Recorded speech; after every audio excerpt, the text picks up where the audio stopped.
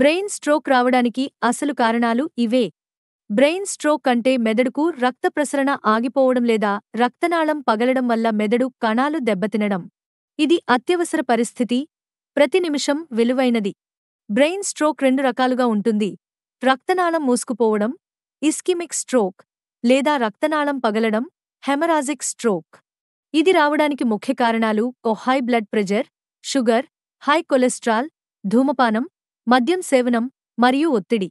ఇవన్నీ రక్తనాళాలను బలహీనపరచి రక్త ప్రసరణలో అడ్డంకి కలిగిస్తాయి.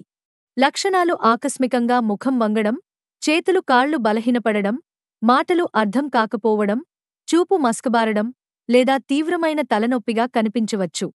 ఇలాంటి లక్షణాలు కనిపిస్తే వెంటనే వైద్యుడిని సంప్రదించండి. ఆలస్యం ప్రాణాంతకమవుతుంది. మీ ఆరోగ్యం మీ చేతుల్లోనే ఉంది. రక్తపోటు, షుగర్ నియంత్రణలో ఉంచండి, వ్యాయామం చేయండి మరియు స్మోకింగ్ని దూరం పెట్టండి. సమయానికి జాగ్రత్త తీసుకుంటే స్ట్రోక్ని నివారించవచ్చు.